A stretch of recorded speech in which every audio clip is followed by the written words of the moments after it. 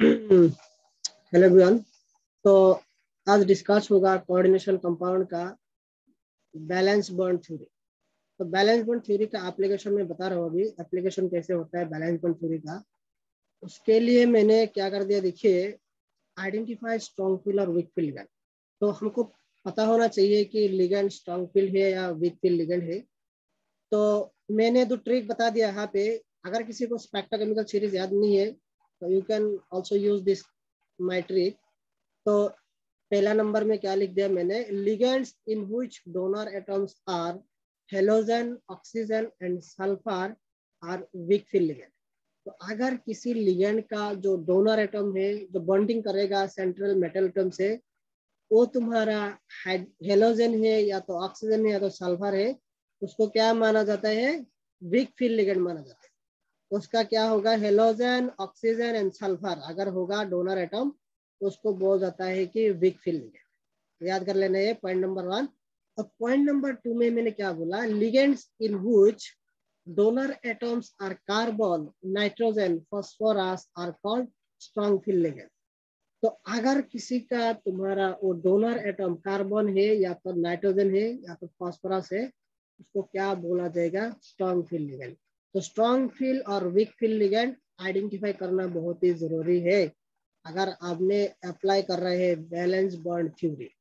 तो बीवीटी में मैं कुछ पॉइंट की तरफ बताऊंगा कि पॉइंट कैसे करना है। ये बहुत ट्रिक है, मैं ट्रिक बता रहा हूँ। तो एप्लीकेशन ऑफ बीवीटी में अभी बता रहा हूँ। उसके पहला पॉइंट है find oxidation number of central metal atom. पहला पॉइंट है find oxidation number of central metal atom.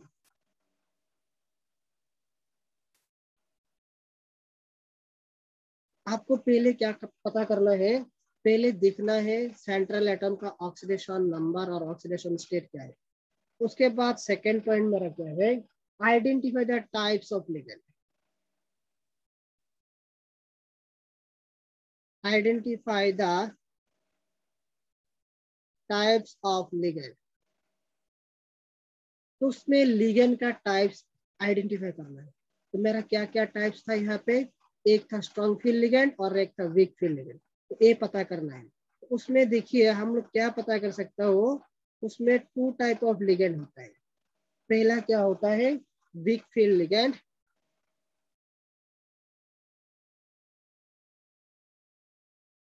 और यहाँ में होता है आपका स्ट्रॉन्ग फील्ड लिगेंड। तो 2 टाइप के लिगेंड है हमारा। अगर मान लिया आपका वीक फील्ड लिगेंड होगा तो आपको क्या मिलेगा, क्या आपको समझ में आएगा, week field ligand can not pair of electron. उसका कोई पेयरिंग नहीं होता है। उसमें नीचे लिख लिया, कैन नॉट पेयर ऑफ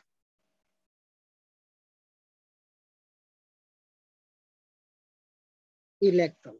उसमें पेयरिंग नहीं होता है। स्ट्रॉन्ग फील्ड में क्या होता है, pair of electron.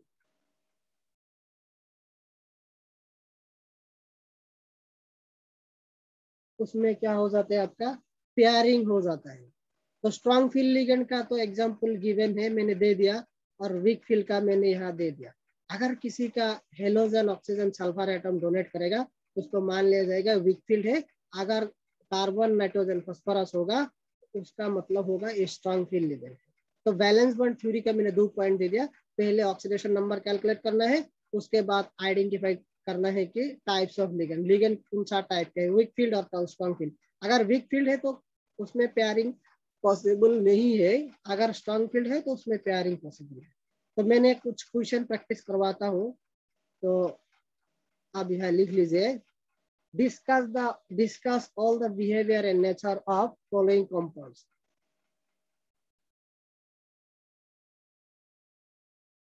All the properties of following compounds. तो ये है मेरा नंबर 1 कंपाउंड है COF6 3-। तो उसका मैंने पूरा प्रॉपर्टी में डिस्कस कर लिया। तो वैलेंस बॉन्ड थ्योरी का पहला पॉइंट क्या था? फर्स्ट पॉइंट, एक कंपाउंड है, पहले लिखो, कंपाउंड लिख लेना COF6 होल 3 माइनस। तो उसमें ऑक्सीडेशन नंबर निकालना है, ऑक्सीडेशन नंबर ऑफ CO निकालना है। तो उसका कितना होगा ऑक्सीडेशन नंबर? अगर मान लीजिए आप कोबाल्ट का X है, X प्लस 6 इंटू फ्लोरीन का -1 है इक्वल टू -3, उसमें से आपका क्या निकल जाएगा, कितना आएगा? X equal to +3। Oxidation number of cobalt मिल गया मेरा +3। उसके बाद क्या करना है? पॉइंट नंबर 2 में types of ligand, types of ligand.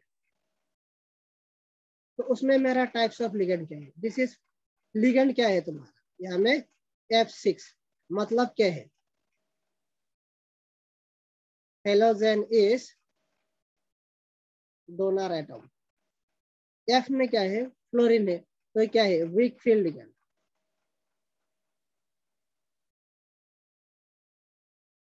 Week field ligand में क्या होता है? Pairing can not possible, pairing is not possible, can not pair up in atom.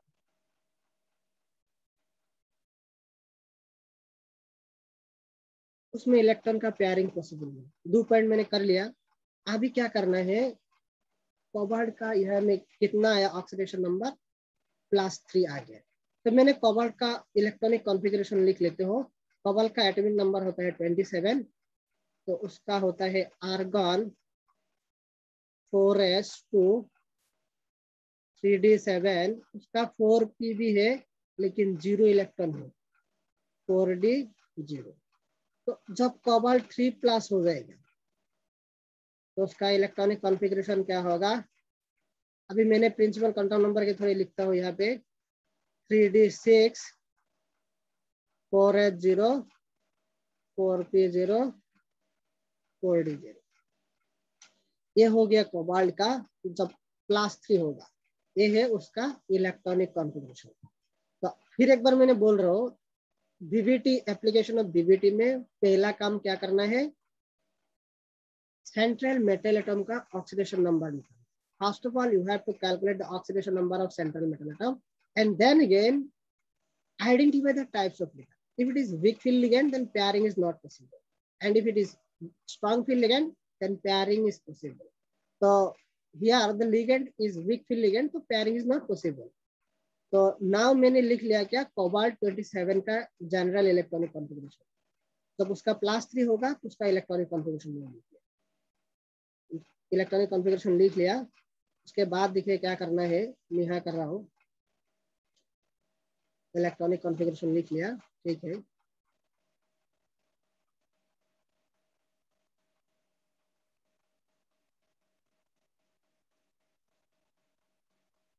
तो यहाँ देखिए आप, अभी ये देखिए उसका 3D में कितना इलेक्ट्रॉन है? 6 इलेक्ट्रॉन है डी में। 3D में 6 इलेक्ट्रॉन, लेकिन उसमें क्या बोला? पेयरिंग पॉसिबल नहीं है। मैंने 6 इलेक्ट्रॉन डाल दिया और एक यहाँ डाल दिया। उसके बाद कितना है? 4s में कितना इलेक्ट्रॉन है? 0 इलेक्ट्रॉन। उसके बाद 4p 0 इलेक्ट्रॉन। उसके बाद 4d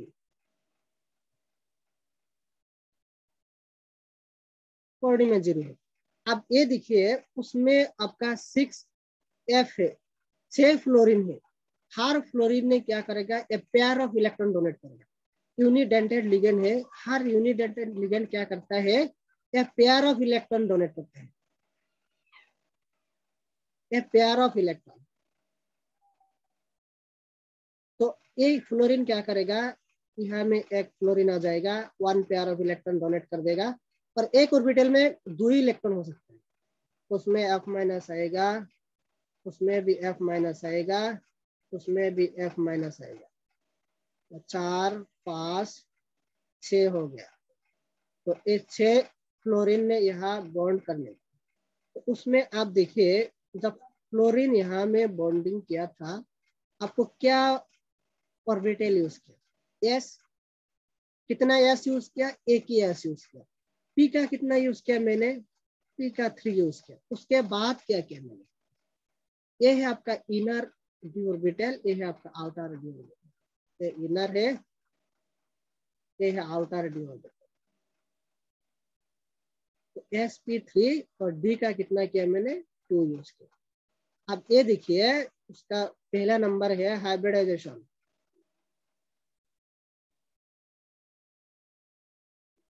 हाइब्रिडाइजेशन क्या हो गया उसका, sp3d2। हाइब्रिडाइजेशन ये हो गया sp3d2। उसके बाद देखिए नंबर 2 इनर और outer orbital complex.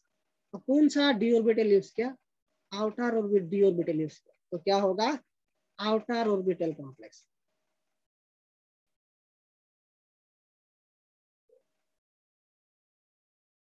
Outer orbital.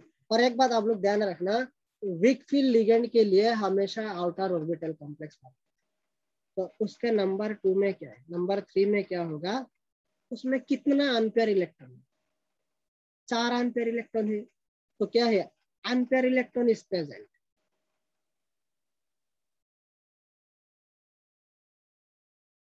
Unpair electron is present, therefore paramagnetic in nature। Paramagnetic in nature. Paramagnetic हो गया। उसके बाद और क्या पॉइंट है इधर लिखिए आप, पैरामैग्नेटिक हो गया, नंबर 4 नेचर हो गया।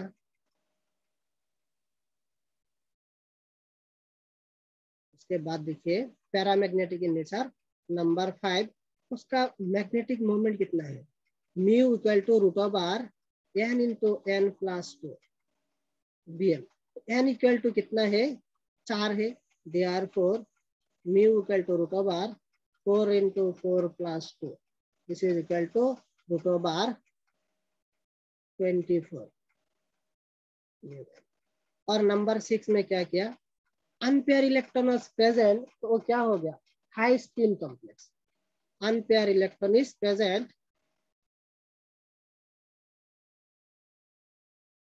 is present, therefore high spin complex।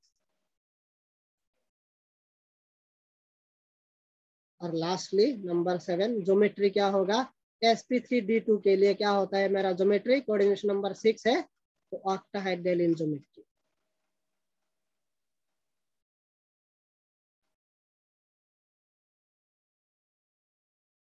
पूरा बिहेवियर मैंने डिस्कस कर दिया, यहाँ पे पूरा बिहेवियर डिस्कस कर दिया।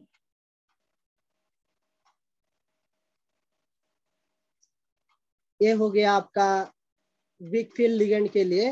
वीक फील्ड लिगेंड के लिए हमेशा आउटर ऑर्बिटल कॉम्प्लेक्स फॉर्म होता है। और एक एग्जांपल लिखिए, नंबर 2 एग्जांपल लिख लीजिए।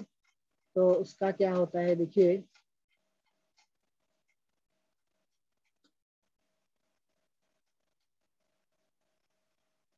उसका देखिए सी ऑफ NH3 उसका नेचर डिस्कस करना है क्लास 3। तो फर्स्ट क्राइटेरिया क्या था मेरा, ऑक्सीडेशन नंबर निकालना है, x प्लस उसका कितना होगा 6 into 0 equal to +3, x equal to +3। तो नेचर ऑफ लिगेंड क्या है, नाइट्रोजन इज डोनर एटम। तब नेचर ऑफ लिगेंड क्या हो जाएगा, nature of ligand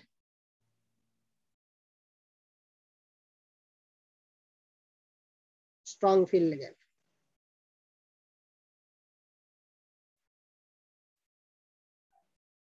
strong field ligand.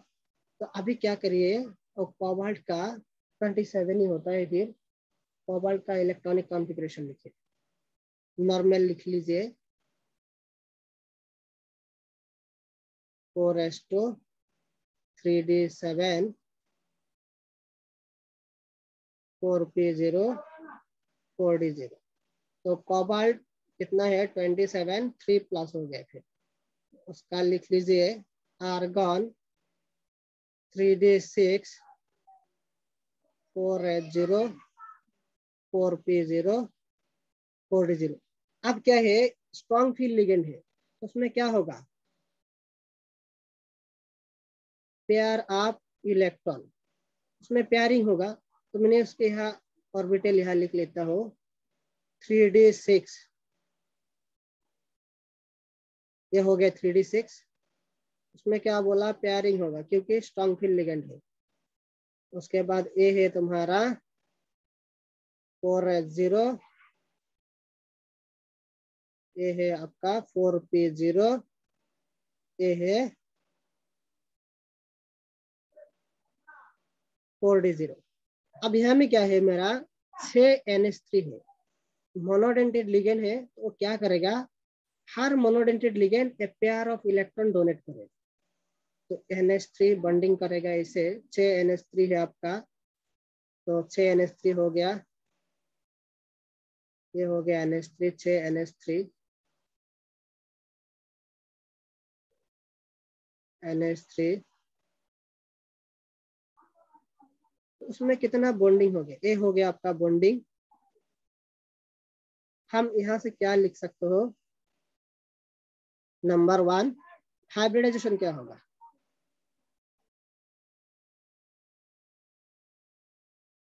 Hybridisation पहले कौन सी किया, ये है आपका क्या था, इनर, ये था आपका आउटर। मैंने कौन सा ऑर्बिटल यूज किया, इनर वाला यूज किया। तो पहले डी का 2 यूज किया, DsP3। नंबर 2 नंबर 2 क्या था, नंबर 2 में आप देखिए inner orbital complex,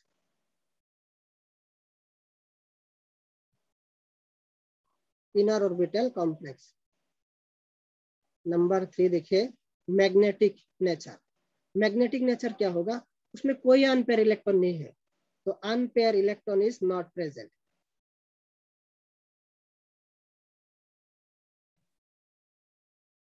is not electron not present. अगर अनपेयर इलेक्ट्रॉन नहीं है तो क्या हो जाएगा, डायमैग्नेटिक नेचर।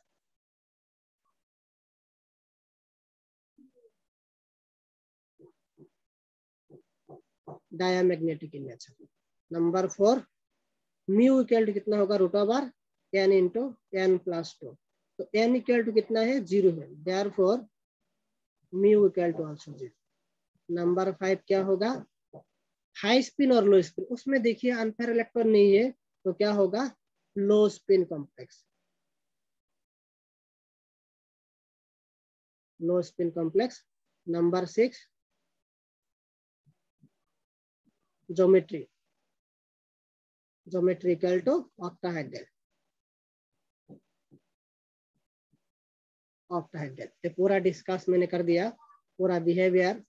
तो और एक बात है कि आपको क्या दिखना है, उसमें एक कंप्लीट हो गया, तो उसमें और कुछ बताना है। तो अगर देखिए कोई कंपाउंड में और मैग्नेटिक नेचर, पैरामैग्नेटिक कैरेक्टर, अगर कुछ कंपाउंड दिया रहेगा तो उसमें बोलेगा किसका ज्यादा पैरामैग्नेटिक कैरेक्टर होगा।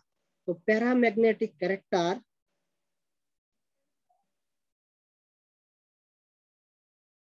Paramagnetic nature is directly proportional to number of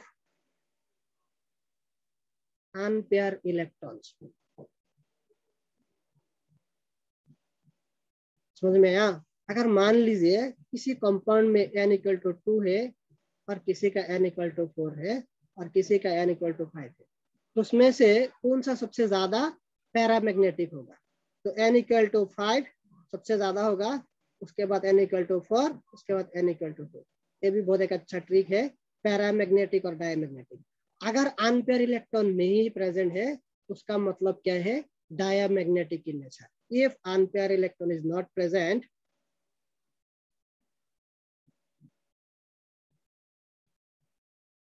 is not present, it is diamagnetic in nature।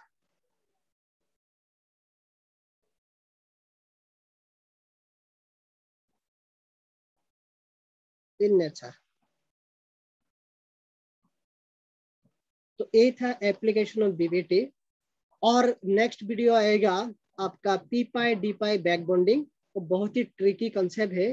तो अगर आप लोग को वो वीडियो दिखना है तो चैनल को जरूर सब्सक्राइब कर देना। और आप लोग का फ्रेंड के साथ, चाहे जूनियर हो, अगर क्लासमेट है, तो उन लोगों से आप वीडियो शेयर कर दीजिए ताकि उन लोगों को भी बेनिफिट होगा। तो बहुत ट्रिकी वीडियो आने वाला है। फिर भी ये बहुत अच्छा वीडियो है, आप लोग देख लीजिए। नीट हो चाहे जेई हो, एक क्वेश्चन तो जरूर आएगा। आप एक कॉन्सेप्ट यूज करने से बहुत आसानी से आप आंसर निकल सकता है। Thank you.